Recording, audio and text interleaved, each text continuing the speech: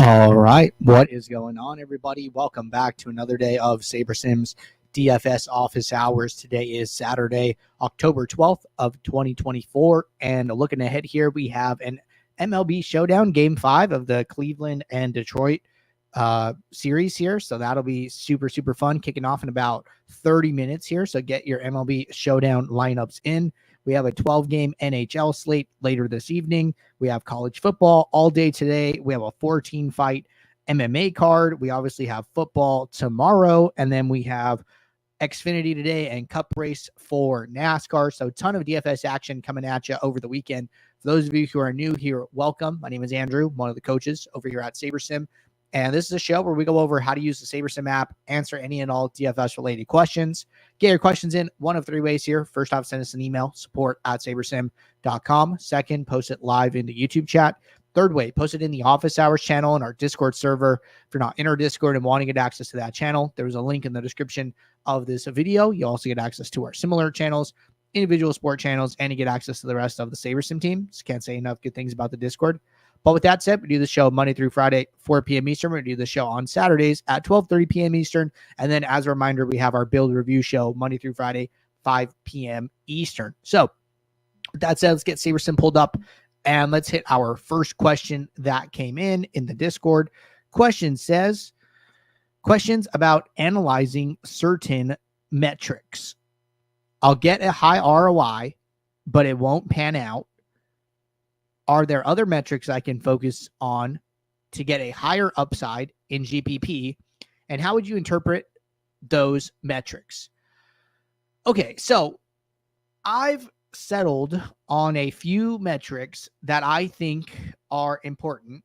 And the reason I've settled on those metrics is because of what we've seen in the build review show. So ultimately, the post-contest sim is going to be the absolute best judge for how good your lineups actually are, because we are using all of the lineups in the contest. We know the exact lineup combinations, stacks, correlations of all the lineups, and then we play that out 100,000 times. So post-contest sim is always going to be better than the pre-contest sim. So from the post-contest sim, we've seen a number of things come up over and over again that typically lead to a higher ROI. Those things, in my opinion, are low dupes, high average projection, and depending on the sport, you can get some insight into how much projection you should be using. So for instance, I see a lot of how much salary you should be using. So a lot of the higher sets use pretty close to the maximum for NFL. So our minimum is 48.5.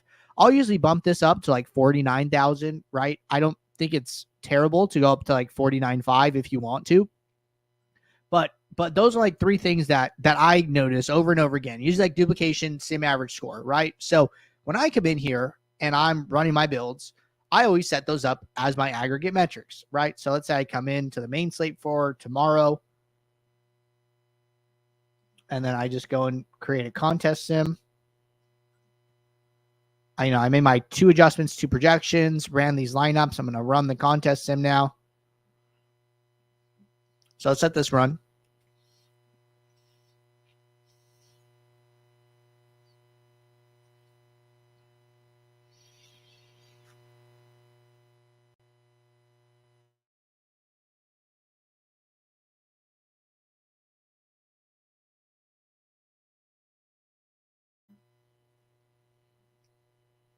Almost finished.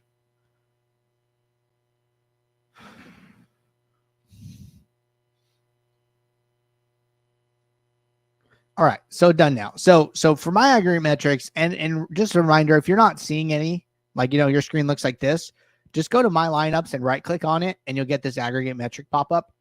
So because of what I've seen in the post contest sim reviews, I always come in here and then I set up these two: average projection, average ROI, right? If you have an entries file, you can use target ROI, but because I don't, I'm using the manual one.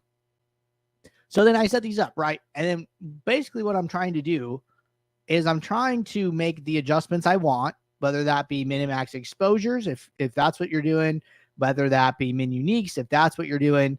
And I'm trying to balance that with how much my metrics are moving, right? So let's say I come in here and like, you know what? I don't want 85% Bucky Irving. Maybe I want a lower number, but I'm not 100% sure what that number is, right? So what happens to my metrics when I lower Irving from 85 to 35?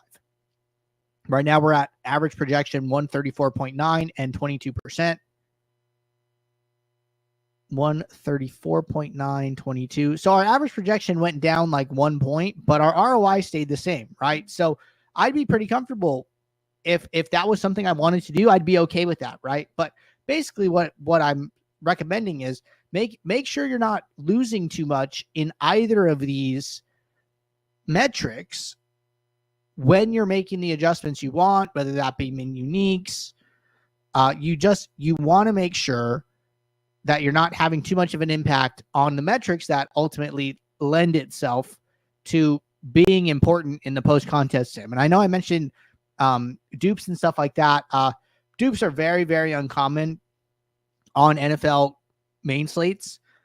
Interestingly, right, dupes are a lot more common on college football main slates, even the big, 14 games. There are less players in the player pool. You don't have a defense, and instead you have like a super flex. So I think there's just more common lineup type of constructions. So that's something to be aware of, right? But yeah, it's like we're doing NFL. Like, okay, dupes aren't super important. But if it was college football, well, like, hey, we would be taking extra steps here to guard against those things. So basically, to kind of summarize, anything that we find important in post-contest sims I want to try and apply or account for in my pre-build so I can continue to improve my post-contest sim ROI numbers. All right. Good question there to get us started here. Not seeing anything in the YouTube chat. Gonna jump over to Discord real quick, make sure we're all set there, which we are. Great. So we're already like pretty far into a build demo here, right? Made our couple adjustments to projections, ran our lineups, ran our contest sim. We're already setting up our uniques. The only other thing I'd probably be making sure I'm looking at here is my leverage, making sure that like I'm okay with the leverage that I'm seeing here, right? This is like a risk thing. So you got to make sure like, hey, am I comfortable having 80% of this player when they're 31% owned and having this big leverage number? We actually just released a new video on min uniques. Let me get that up real quick. I think this is, we've been having a lot of questions and stuff around min uniques since like a lot of the changes that we made to like the app and the way the contest sim works and all that. So if you go over to our YouTube channel, new video here, master min uniques, the secret to DFS diversification, really just trying to clarify, our stance on it and give people some updated tips and tricks about best practices for how to use it. So check out that video. It's here on the YouTube. I just dropped it in the YouTube chat, and then you can also find it in our Discord. So I would highly recommend watching that video. All right, next question. I'm having a hard time removing the player since the filter has been removed. Can you explain how to remove the player or minimize it? Sure. So you should still be able to remove players from the left-hand side here, right? Like let's say I uncheck somebody. So this will remove the player from the player pool. Now, if you're trying to hide them, so there's one thing here. Let's say I delete all my filters, right? If I don't have any filters active, you cannot hide players. Now, let's say I just have a filter like this, right? Where it says like my projection greater than 0. Once I have a filter created, I can click this and then use hide removed players. So it's possible that's the step that you're missing. Just go in here and create any filter. And then once you get to this menu, then you can use this hide removed players toggle. So create a filter and then you can hide those guys as needed. I think that is what you are asking me. All right. Good stuff there. One other thing, I know we usually don't do build reviews on this show, but there was somebody who I was supposed to get to yesterday, and unfortunately I could not get to. because I needed some extra information from them. So I didn't want them to have to wait till the weekend or until after the weekend to get their review done. So now that we're caught up with questions, now that we have done our build demo, I'm going to knock out a couple build reviews here on this Saturday. And that way people can just have that information leading into the weekend. So we are going to do 2 of them today. And the first one is going to be Warlock from yesterday. So let me get them up on the screen. It's going to be an NHL review, if I recall correctly. And then we're going to do one MLB Showdown one as well.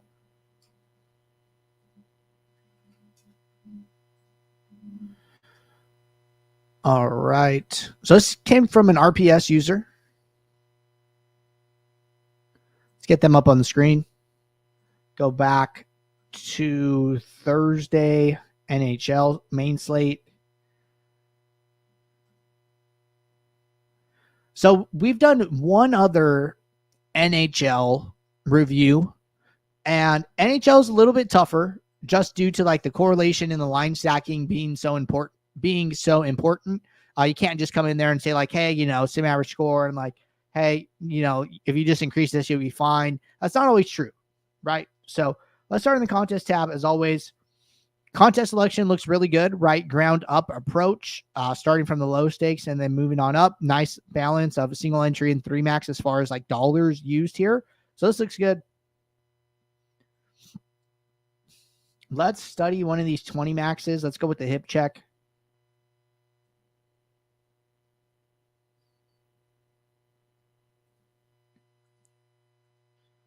All right, let's get these results up.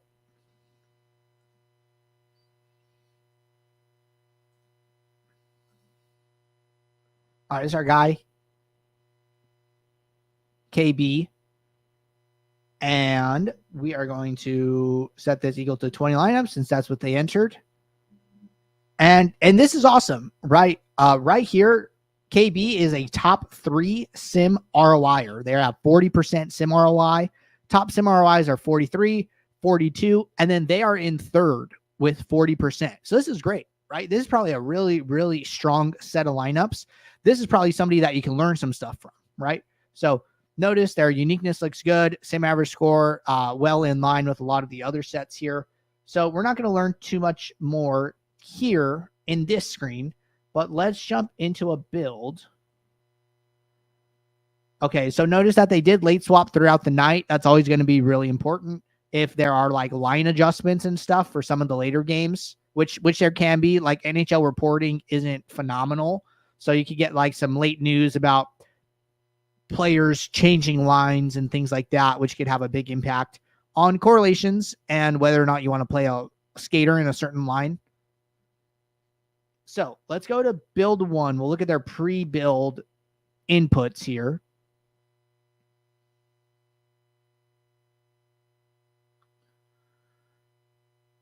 Let's put these saved lineups back in the top. Set this to 43.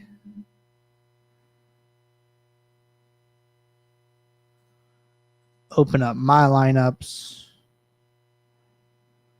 All right, so we're about set here.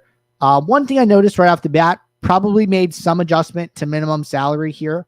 I don't know what the default is. Let's look. So it's 45,000, right? So they've increased minimum salary pretty significantly from 45,000 all the way up to 49,100. So that could be like a good takeaway point, like increasing minimum salary. They have 2 rules here. Don't use skaters against opposing goalies, which is like a default rule. And then they have a group rule of greater than or 8 from 85 players. So it looks like they have some type of player pool that they want to use. And then they're uploading this as a manual group rule, which this probably takes some time to do, right? So I don't know what research goes into this, but to sit here and like click in 85 players is not like something super simple to do. So this person's putting in some work but they're benefiting from whatever research is leading to that and the time that it takes to go through those steps. And it looks like there's 1, 2, 3, 4, 5, 6, 7, 8. There's 9 players in a NHL lineup, and 8 of them are coming from that set of 85 players that they've singled out. Looks like they're using some min uniques here, making sure that the last lineup in their set is positive ROI, so that's good. Sorting by contest sim ROI. No min or max exposures, but just using that group rule to get what they want. So this all looks really good to me. And, I think that, this user is obviously doing something right. I think one thing that's interesting is that, I think a lot of people like to use rules for NHL for like line stacking and stuff. And they're not, right? They're letting SaberSim handle the correlations and the line stacking through the correlation slider, through the EV and power play lines that we have here. And they're just saying like, kind of get to these type of teams or players and, let the correlation handle the rest. So really good review here. Liked everything I saw about it, from contest selection to post-contest sim ROI to adjustments in the builder. I think this is all great stuff. So awesome work. All right. Before we move on to our second build review, there's a quick question here. Can you tell me what's the difference between direct and autofill exactly, and help me understand how that works? I have the perfect tutorial for you here. So give me 1 second to get that up, and I will send it on over here in the chat while we continue with the build reviews. So anytime you're in SaberSim, you can go to the top right menu, go to help, and then you scroll down here, click view more. We have a bunch of articles and tutorials and stuff. We have one on autofill versus direct fill and the fill methods. This is the exact one that you're looking for. So I just dropped that in the YouTube chat here for easy access. So check that out after the show. All right. That said, let's keep the show rolling. Let's get up our second build review for the day. It's going to be Interrogator. We're going to look at some MLB Showdown.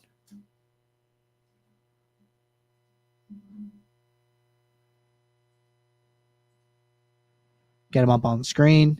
Let's go back to Friday. And we got this Dodger Padre one.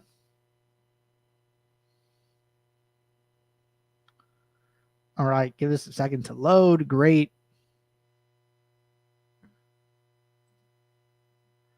All right, so these lobbies, I was checking them out. They're like pretty limited. I think that these are definitely the best contests to play. So good work finding some good contests to play in like some limited lobbies for sure here. So all good stuff. Now let's study these 150 lineups.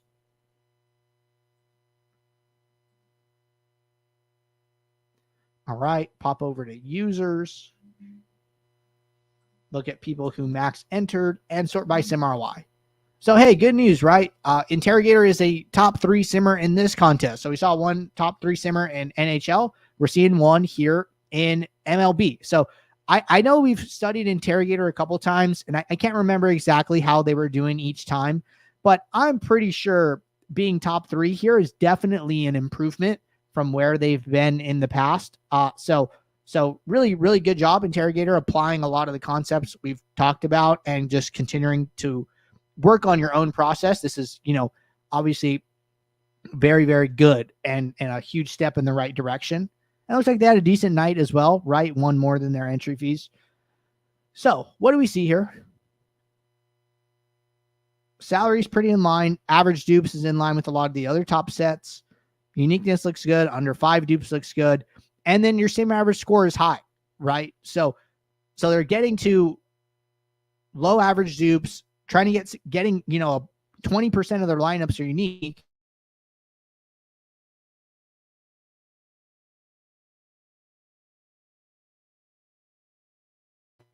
I think this is really, really good.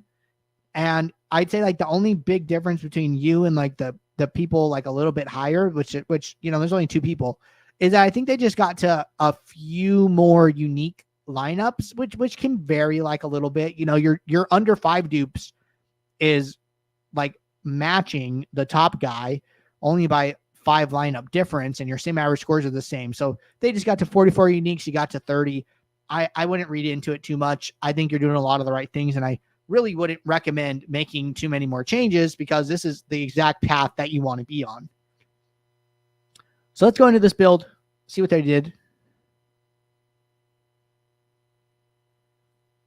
All right. Let's put these lineups back up in the top.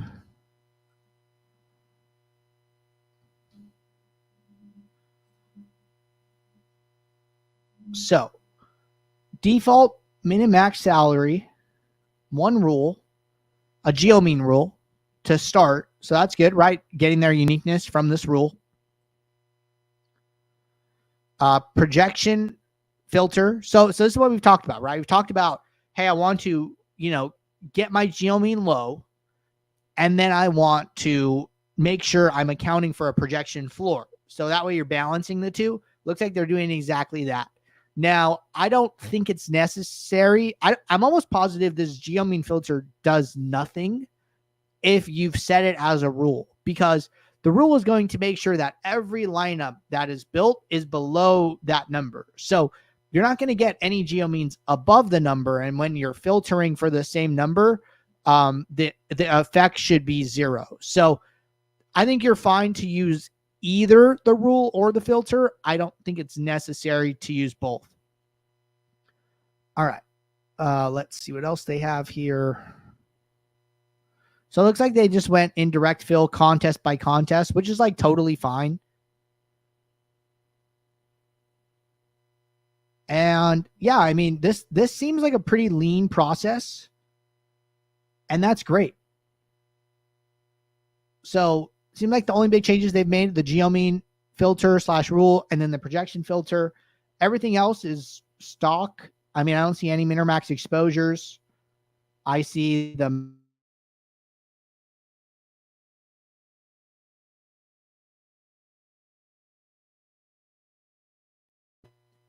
They left all the relief pitchers in, and this probably didn't take that long. So really good stuff, Interrogator. Really like what I'm seeing, and glad to see that you're benefiting from these adjustments. But all right. With that said, no more questions in the Discord or the YouTube chat. We got to 2 really good build reviews here. So appreciate everybody tuning in. I will be right back on Monday, 4 p.m. Eastern for our next office hours show. So good luck to all of you over the weekend in your DFS contests. And until then, I will see you all. So take care. Thanks. Bye.